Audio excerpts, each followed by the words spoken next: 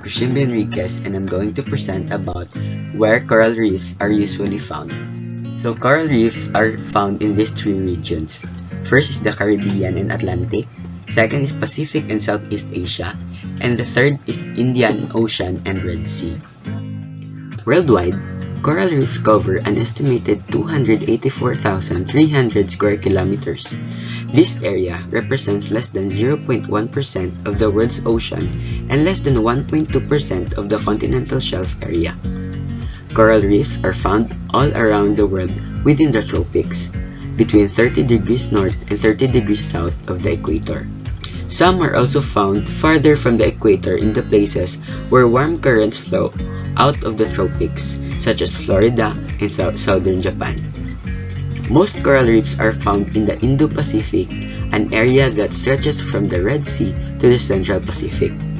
This is also the area of the highest species diversity among reefs overall.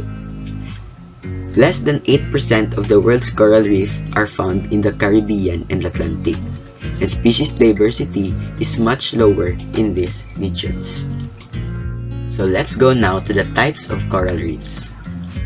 First up, Fringing Reef.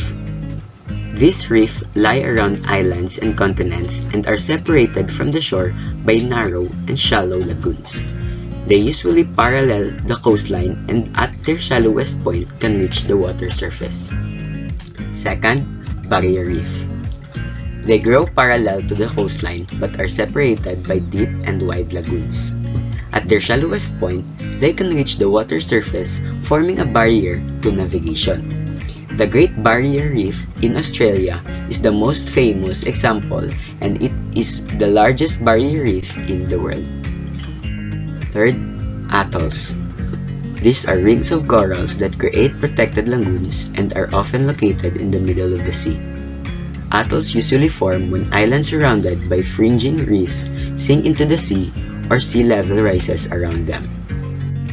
So fourth is bank or platform reefs. So these are open ocean reefs that are simple structures with many different origins, yet no clear attachment to the coastline.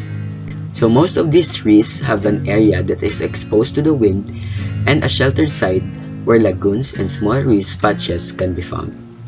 So larger and slightly submerged reefs of this type are also called shoals. Lastly, patch reefs. So these are small areas of reefs that occur in shallow waters and lagoons. Patch reefs are found in waters with depth of 10 to 20 feet and are typically found in close proximity to the land.